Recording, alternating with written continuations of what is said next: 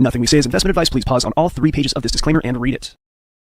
Good morning, everybody. Cowboy here, and we're here looking at the USDJPY. We got the PPI data coming out in, 4 minutes. So that's going to be fun. Now, just so you know, the screen freezing that we have been seeing on the shows, that will go away.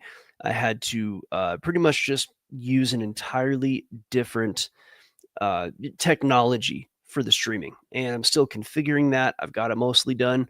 The screen might freeze today. I'm going to keep an eye out for that, and it shouldn't last very long. If it does, just let me know in the comments if it happens, and apologies if it does and if I don't catch it.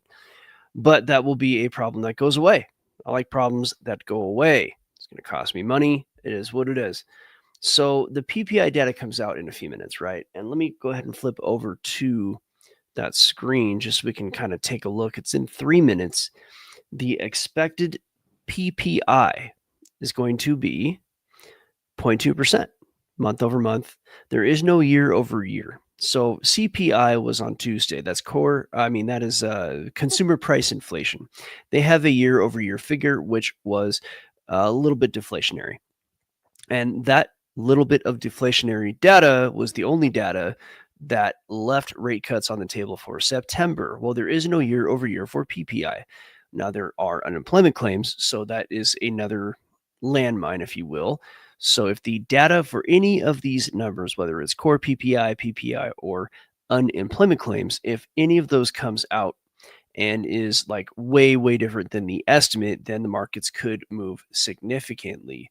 I get the feeling NASDAQ will head up under any circumstance. That's what I think is going to happen. I think we'll get a nothing burger print or even a cool print. But here's the NASDAQ chart on the 3 hour, and it made all-time highs after CPI, right? Just a massive move up, and it kept going, had a little bit of a pullback, but as of now, it looks like it wants to continue up, and that may very well happen. But what we want to do today is look at the JPY. So I got a little itchy nose right there. Pardon me. All right, so we are sitting at a support. Price is right here at this strong support going back to earlier in July. You have 2 bounces right here, and you have a bit of, it's a head and shoulders. Let me get the high time frame algo really quick. You got a couple of minutes left, have a little bit of time. Yeah, there is enough bearishness for this to continue down.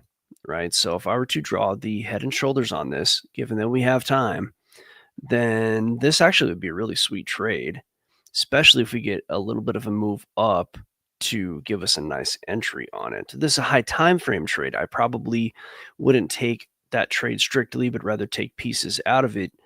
But here it is. That is an upward sloping head and shoulders, which actually is kind of ideal. Right. That's kind of ideal. So let's see, do we have enough time for targets? Yeah, we should. Let's map that out. Good, screen hasn't frozen. I'm keeping Hawkeye on the screen for now. I'll have the new method configured in the next couple of days. Targets for this would be to the downside right here at 145.099 and say 143.48. Let's zoom in. News is about to come out. We'll see if we can map the effect here of whatever happens. All right, so we're looking at the 5-minute chart. This is the lower time frame, and we're going to see this either do something or not. All right, there you go. There's your spike up. This might be what gives us that entry on the wider head and shoulders trade, which you can see up here. Now the neckline for that trade really truly, is it a little lower than that? Not really. So this move up, let's take a look at the actual data that came out. It says pending. If we can refresh the screen. Okay, so, oh wow, look at that. That is a big miss. Interesting.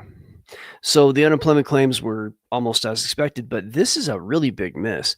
The core PPI and the PPI, these data were both very not close. The estimate was 0.2%, and this was a very hot print. Okay, so this is a dollar strong deal. This is why when you look at the chart, you see USDJPY headed up. The difference between 0.2 and 0.9 is very big. This is a big miss. This is now, of course, is the data real? Is it fudged? That's a different question altogether, right? And it doesn't matter whether it's real or fudged, because we're not here to judge whether the data we're getting is real or fudged. We're here to make money. That we can judge that, and I welcome the judgment. I welcome the skepticism of the data, right?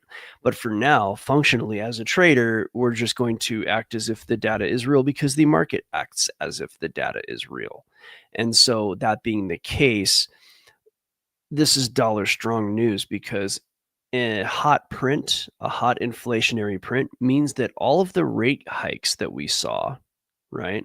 All those rate hikes are not having the effect that they're supposed to have. They're supposed to cool off the economy. And when you cool off the economy, you get disinflation or deflation. Disinflation meaning less inflation than before, deflation meaning the opposite of inflation. And to see this big of a discrepancy in the estimated cost versus the actual cost is pretty remarkable. This is, let me see. Well, it was supposed to be 0.2% inflation month over month, by the way, and it is more than 4 times that. It's 0.9%. It's almost an entire percent. And this is production price inflation. So there's consumer price inflation and producer price inflation. This is the price of producing products. This is inflation by the people who are making the goods, right? So if that happens, then generally the price of the goods is probably going to inflate later down the line. And this is pushing everything forex wise up. Now, this move is going to have to be digested before I even touch it, because it's pretty remarkable. But I do think if we zoom out to the 3-hour, we might just be seeing a nice entry for a move down into these targets, right? So you have this support here, and then you have these 2 targets down there. And hey, if the algos line up, then a nice entry might occur for a trade down to there.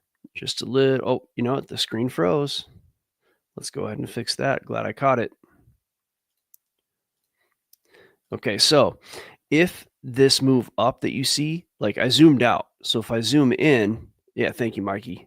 Appreciate that. I caught it myself there. This move up right there, right?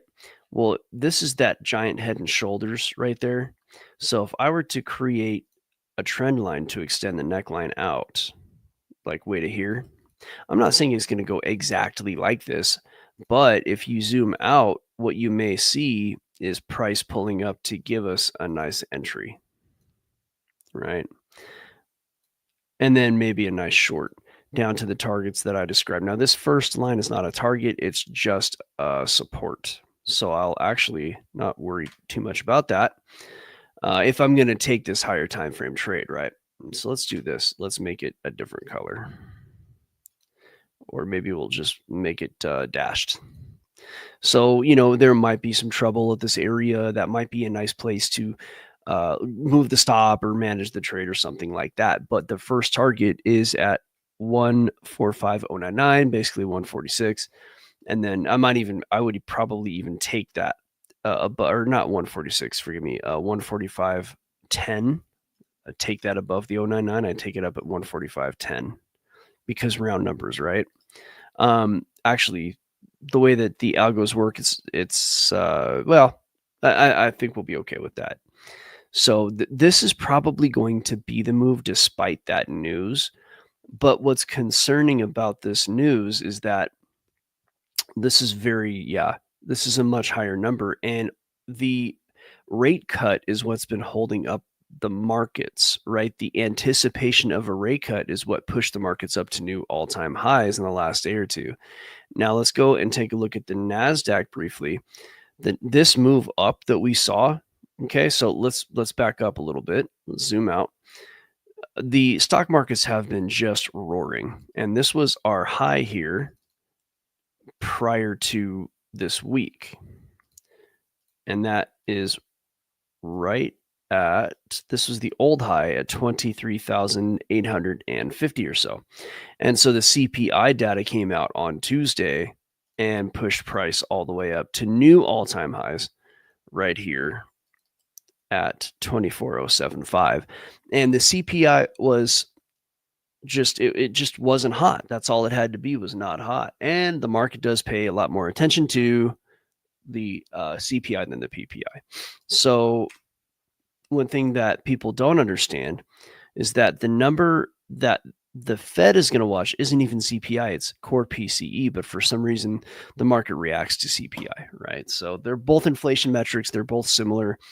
Long story short, though, the market reacted to CPI pushing to all-time highs, and it didn't happen right away, by the way, everybody. This move up, like, it didn't even start really until there was kind of a crazy move and a move down. There was a weirdness before the data came out, but the move up didn't start until 30 minutes after the data came, and then it really pumped up. So, there was a delayed reaction to the CPI on Tuesday. I remember it, and you can see it right here on the charts. And then we may see this head back down or not. So the only way to really understand what's going to happen is to at least take a look at the algorithms to see what it wants to do. I could tell you, of course, high time frame, it is bullish, but we are in a scenario where like kind of mid time frame, it has some bullishness, but in the sort of, let's just say everything's bullish up against a resistance. And when that happens, the pullbacks can be brutal. As it stands right now, though, the NASDAQ does appear to be pretty bullish under any circumstance. So this PPI may not affect the stock market that much. We'll see. Like I said, there was a delayed reaction, but as it stands right now, everything I'm seeing says sideways to up or just sideways. And we're going to see. Price has developed on the NASDAQ a bit of a range here. Oh, screen froze. Let's fix that. Give me 1 second. Again, if you just tuned in, I have a solution for the frozen screen, okay? And I have already mostly configured it, and by tomorrow we should be out of using this current solution, and the screen will no longer freeze, and apologies for that. I'm hawkeyeing it, obviously, to make sure it doesn't happen, but long story short, we're looking at this move on the NASDAQ, and it's in a range now. And despite the news being dollar strong, which usually means it pushes markets down, the NASDAQ is still maintaining its strength. But I'll just repeat, and it bears repeating, that the CPI data even had a delayed reaction on Tuesday, right? And the reaction was massive. It just was delayed. So that being said, it does appear that this may continue to be pushed up because it's the NASDAQ, right? What's the answer? Because markets. Always gotta keep the markets strong. I think my mustache is bothering my nose. Apologies for being rude and doing that. Let's take a look at Bitcoin. Well, that certainly wrecked Bitcoin, or not wrecked. I don't want to be too dramatic, but the news pushed Bitcoin down, to be sure. Now, we did see an all-time high right here. I did predict that back on Tuesday. I predicted price would either jump up, sideways to up, or take longer and go up. And certainly the middle was true. I know multiple predictions. It looks like I'm hedging, and in a way, that's just trading. But I mean, the predictions were all the same prediction, just at different timelines, different levels. So now we're in a scenario where the all-time high was reached and got beat down last night for Bitcoin. So Bitcoin made its way up to 124,450. Now is down to 119.49. And I'd be willing to bet that on a higher time frame, there's probably a divergence here. Let's take a look. Yeah, slight divergence. Not really a big one, but a divergence nonetheless, indicating that price would go down once it met all-time highs. V is here. Let's bring V in. Good morning, sir. How are you? What's up, man? How are you? Doing good. We're just finishing up the live lab with talking about Bitcoin. Sure. I think Bitcoin, it made all-time highs yesterday, and then it got knocked down. And Yeah, it just fell down to what, like 119? No, it fell out of $20,000, bro. Yeah, 24,000. Yeah, no, it's at 119 right now. Okay. So, and this is not like unexpected. I did predict the move up properly. Again, I'll look at different scenarios. I predicted this way back on Monday, actually, and the middle prediction was correct to a degree.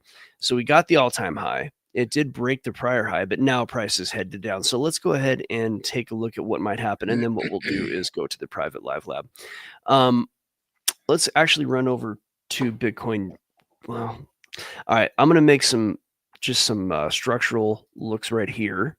Okay. And this impulse will attach a Fibonacci to it just to see how deep it may go based on that. And we'll get some other data out of it.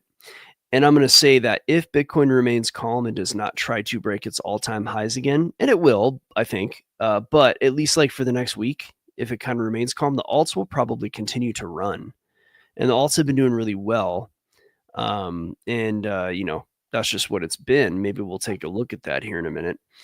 But right now, as soon as this data comes up, it's going to want in the near term to head to 116. It may not make it to 116, but it's going to want to head there. It did spike down to 117 and a half, but the two places, if it continues down, and it may, whereas the main place it's going to want to go is at about 116 and a half, and it may also head down to the like 114 to 115 area, right? We'll take a brief look at the liquidity for Bitcoin, and we'll see if we can grab a little data out of that. Here's the lick map. Let's go ahead and refresh it. All right, this might be hard to see on your screen. I'm just going to tell you what the data says because of the limitations on that. There's not a ton of liquidity right now going on. The liquidity on the top side is at 126,000. That's people who've gone short. So if Bitcoin does flip around and go long, which it is known to do, if Bitcoin just says F you, I'm going back up, and that very well could happen, then yeah, it would go up to like 126. But right now there's a lot of liquidity down at 116 and a half, just like I said on the chart. So right now I would have a very high probability that right now it's at 119. Let me go back to the chart. And right now it's at 119, but it probably will spike down to at least 116 and a half. And then when it gets there, there's more liquidity below that. It may or may not go there, but that's what I think is going to happen. Again, I don't think the bull market is over with Bitcoin, and it just continues to make highs. So we'll see how long it takes to, get down there. Once it gets down there, I'll read the algos and I'll tell everybody what's going on. Last thing we'll look at is, and V, of course, please give us anything that you're thinking, because your understanding of Bitcoin from an institutional level is invaluable. So feel free to jump in on anything I'm saying. No, you're doing a great job as is. I mean, the whole price up the last, yesterday in the last 24 hours is just, there's no reason for it. There's no reason why even Bitcoin's at 119. There's no reason for why Bitcoin's at 100,000. There's no reason why Bitcoin. You see what I'm saying? There's like really no fundamentals in this market whatsoever. It's just wild speculation, right? So I find this move rather interesting, considering the fact that it is still, we're still in the tail end of summer. We're still in the tail end of people taking their last minute vacations and things of that sort. So is this possibly some way of either A, taking profits and testing the upper limits? Are we seeing a slight pullback? Yeah, I think we are seeing a slight pullback, but eventually where we know this market's going to go, it's going to go to 150. It's going to go to 150. Yeah. Dude. Yeah. Very low. Yeah. I think it's going to happen sooner than later. I think it's going to, probably maybe this fall into the winter, you could probably see it hitting around 150 or so. I can see that. With you on that, dude. It's pretty crazy. Now, so this is kind of breaking. Mick Micko here let us know. Remember how I told you all that the reaction on the NASDAQ on Tuesday was delayed? Well, yeah. It took a good 10, 15 minutes, but here it is. So the PPI came out. This was like, this is brutal. Look at that. MTNG gives us a good morning. Good morning. This is brutal. Near term brutal. It's not that big a deal when you back out, but this move on the NASDAQ, just so you know, if the PPI data, which is like the CPI, but it's on the producer side, came out way hot. And the CPI was it was tame on the month to month. On Tuesday, if I scroll up here, you'll see on Tuesday, the CPI was as expected on the month to month number, but the year over year was just slightly cool. And a cool print is going to push markets up, and markets they really moved up. But the delay on the move going back to here, the data came out at 6:30, but the move didn't happen until 7. And then it made all-time highs, right? Well, today we had and I told everybody that whatever was going to happen might be delayed, and sure enough, it didn't happen until it was pretty much a few minutes after it came out. It wasn't right away, but look at that. Look at the NASDAQ. I mean, this is a pretty significant dump in 10 minutes. If we were to thank you, Lisa. Thank you for the kind words. Let's measure it. It's down almost a full percent in 10 minutes. That's huge. That's billions of dollars out of the market instantly. Guarantee you that there's the SP 500, the Dow. So everything is reacting not too well to that PPI data. The PPI data, that's a huge miss. That's a massive miss, just so you understand. That's remarkable. The fact that we have a 0.9% month over month inflationary number on producer price index instead of 0.2. That's 4 times the amount of inflation that was expected. So you can expect the markets to head down. Now, will they continue to head down, or is this just a reaction? That remains to be seen. It's in the position to do either, to be honest. It's bullish high time frame. It's bullish up against a resistance. There's a lot of fatigue in the market. So this is going to have to be digested a bit. But let me just do one last bit here before we go to the private. The NASDAQ, if we were to take a look at that big move up, same kind of thing we did with Bitcoin, right? It's hit where it would hit and flatten out, right? So the flatten out area was about 23,810, which is the peak of the prior move up. And it has hit that level right here. So it may go sideways and recover up, or it could actually head down a bit and grab liquidity as well. But the all-time high also is right here. So it really is where the prior liquidity is. We're going to have to monitor this to really know what it's going to do. As it stands right now in the near term, it is a little bit bearish, but that's near term. Now, if this move down continues, then what we're looking at is another kind of one of these moves. We'll see about it. All right, Miko just kind of talk about his trades in there, so that's good. Glad to see Miko out there making some money. Or actually, I think his order was missed. But either way, this is a pretty remarkable move. But that was a remarkable PPI. That's why I came on and started 5 minutes early so that we could actually see how the market reacts to the moves. So now, Feed the Gorilla, if you please could, get us over to that private live lab so we can go ahead and take a look at the requests from the group, and we could talk about whatever inside baseball that you bring to algofactory.tech. Yeah, absolutely. Guys, join us over there. You'll learn the insights. You'll learn how to trade like a hedge fund pro. You learn also how the greater geopolitical, geoeconomic strategies that nations employ and how the economies and markets are affected thereby. You'll be able to get ahead of that. So join us over there, algofactory.tech. Take it away, Cowboy. Join us or die. Just kidding. You're not going to die.